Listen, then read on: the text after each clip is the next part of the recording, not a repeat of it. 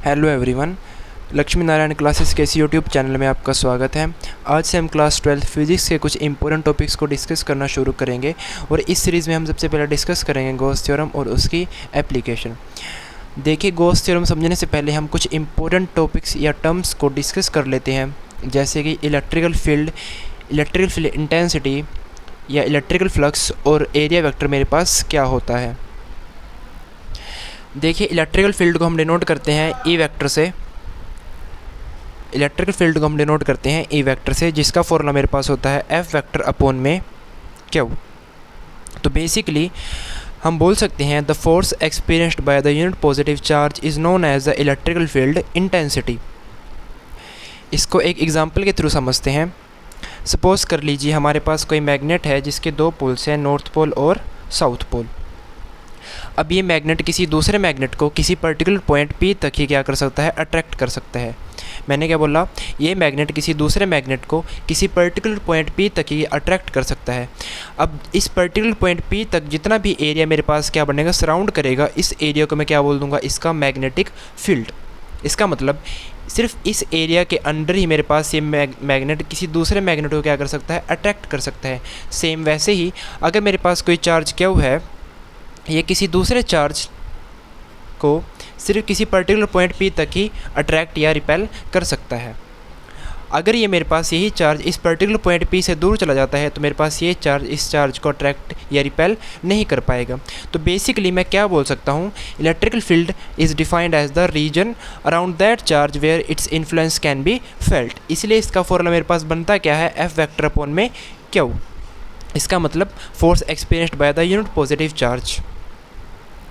देखिए, अगर आपके पास एग्ज़ाम्स में टॉपिक आ जाता है तो आप क्या लिखेंगे, the region around the charge with in its influence can be felt called electrical field of that charge.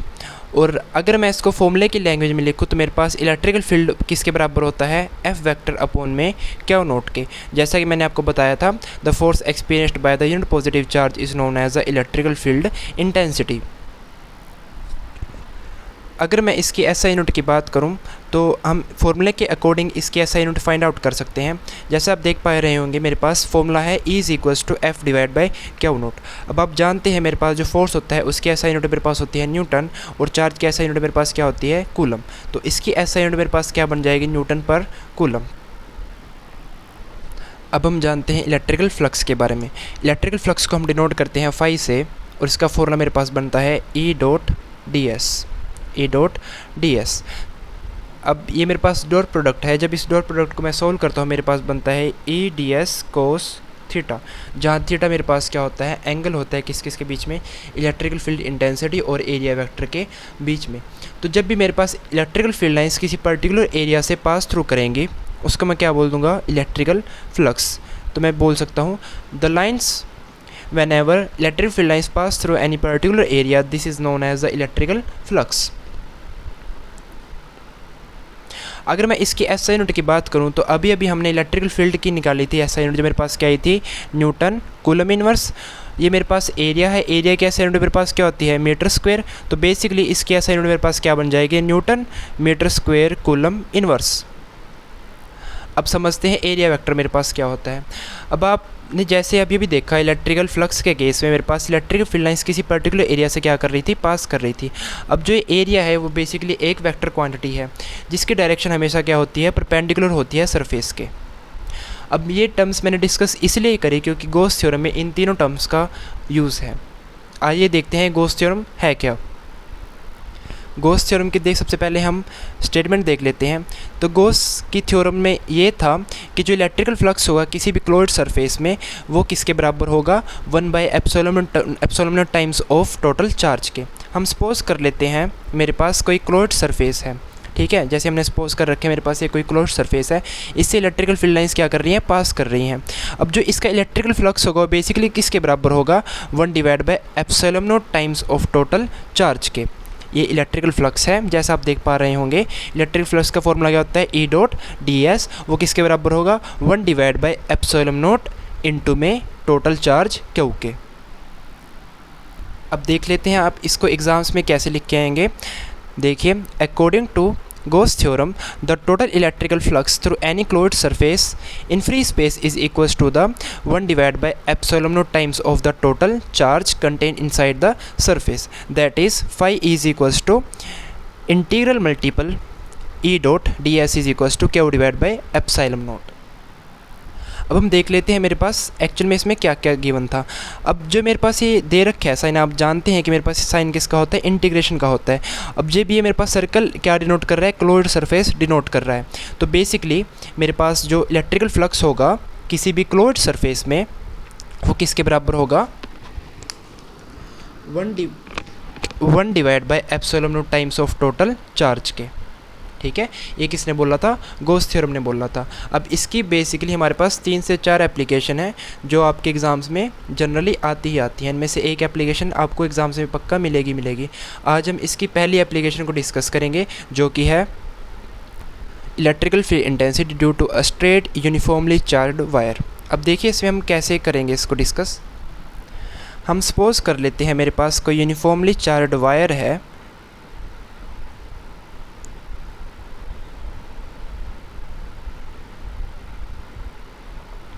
जिसकी चार्ज डेंसिटी मेरे पास क्या है, लैम्डा।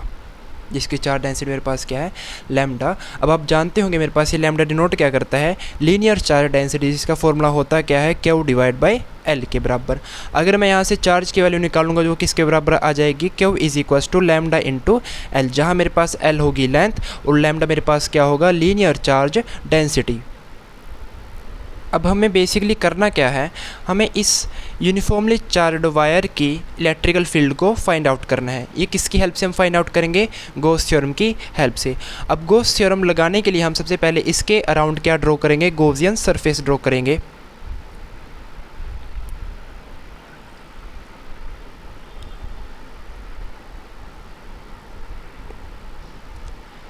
ये हमने इसके अराउंड क्या ड्रॉ कर लिया, गॉसियन सरफेस ड्रॉ कर लिया।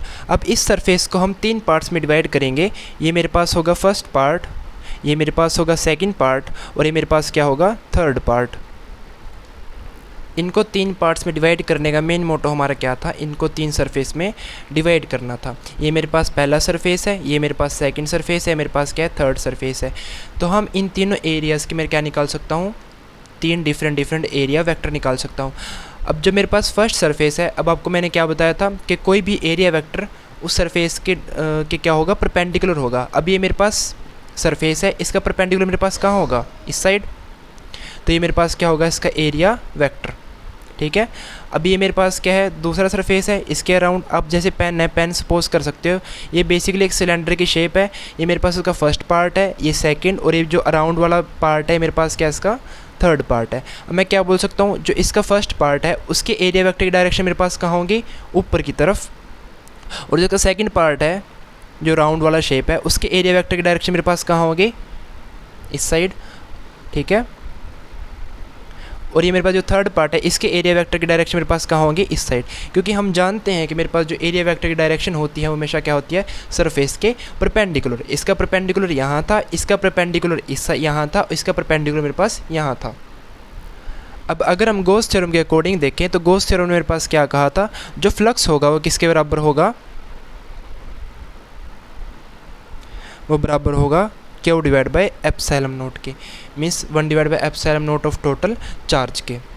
अगर मैं इन तीनों पार्ट्स में गॉस थ्योरम लगाऊं तो मैं कुछ ऐसे लिख सकता हूं, phi is equals to phi E1 plus में फाई 2 प्लस में फाई 3। इसका मतलब मेरे पास क्या है, electrical flux of first part जो यहाँ पर है, electrical flux of second part and electrical flux of third part.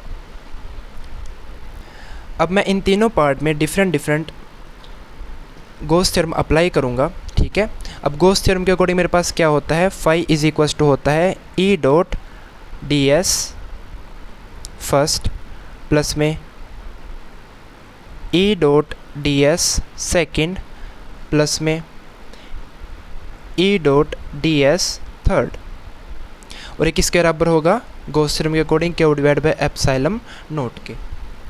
अब जब मैं इस डॉट प्रोडक्ट को सॉल्व करूँगा आप जानते हैं क्या आएगा, e d s cos theta first part plus में e d s cos theta second part plus में e d s cos theta third part. अब आपको मैंने पहले समझाया था कि मेरे पास जो थीटा है वो बेसिकली एंगल है किस किस के बीच में, ई और डी एस के बीच में।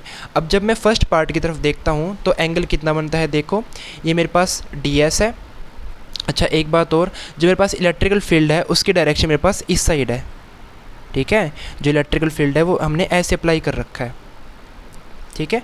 तो अब ये देखो, फर्स्ट पार्ट में देखो ये मेरे पास इलेक्ट्रिकल फील्ड है और ये मेरे पास क्या है, एरिया वेक्टर है। इन दोनों के बीच में एंगल कितना होगा, 90 डिग्री का, देख पा रहे होंगे आप, है ना। इन दोनों के बीच में मेरे पास कितना एंगल होगा, 90 डिग्री का। जब हम सेकंड पार्ट में आएंगे देखना, यहाँ ये भी मेरे पास डी एस की डायरेक्शन है और ये मेरे पास किसकी डायरेक्शन है, ई की डायरेक्शन। इन दोनों के बीच में एंगल कितना होगा, 0 डिग्री। और जब मैं बात करूँगा थर्ड पार्ट की, इन दोनों के बीच में मेरे पास कितना एंगल होगा, वही 90 डिग्री का। अब मैं इन तीनों एंगल्स की वैल्यू यहाँ पुट करूँगा तो मेरे पास क्या आएगा, e d s cos 90 degree, e d s cos 0 degree plus में e d s cos 90 degree. ये मेरे पास सेकंड का था और एक इसका था थर्ड पार्ट का। अब आप जानते होंगे कोस 90 मेरे पास किसके बराबर होता है, 0 के बराबर, और कोस 0 किसके बराबर होता है, 1 के बराबर। अब इन तीनों की वैल्यू हम पुट करेंगे, मेरे पास क्या आएगा, अब कोस 90 तो होता है 0, तो ये तो हो जाएगा 0, है ना।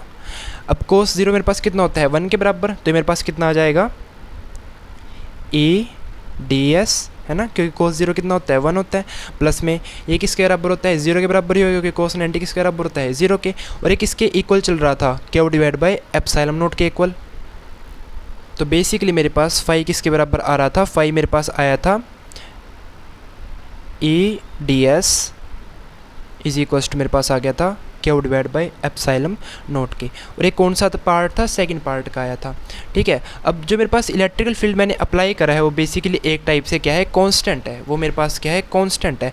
तो जो कांस्टेंट होता है वो इंटीग्रल के बाहर आ जाता है, तो मेरे पास ई बाहर आ जाएगा, तो अंदर क्या बचेगा, integration d s is equals to q divide by epsilon naught. अब मेरे को इंटीग्रेशन करनी है किसकी, सेकंड पार्ट की। सेकंड पार्ट कौन सा था, ये वाला, 2 सेकंड। सेकंड पार्ट मेरे पास कौन सा था, ये वाला था ना, राउंड वाला। तो इसकी इंटीग्रेशन मेरे पास किसके बराबर होगी, सर्कमफ्रेंस निकालेंगे ना इसका। अब फर्स्ट पार्ट ये था, सेकंड पार्ट ये था, सॉरी फर्स्ट पार्ट ये था, सेकंड पार्ट मेरे पास ये बीच वाला था ना, जो राउंड वाला था। तो इसका मैं क्या निकालूंगा, सर्कमफ्रेंस निकालूंगा। और सिलेंडर का सर्कमफ्रेंस किसके बराबर होता है, 2 पाई आर एल के बराबर। तो मैं यहाँ पुट कर दूंगा e 2 pi r l is equals to q divide by epsilon naught के, जहाँ आर मेरे पास क्या थी, रेडियस थी किसकी, सिलेंडर की। ये सिलेंडर था ना यहाँ पे, ये मेरे पास क्या थी, इसकी रेडियस थी, ठीक है।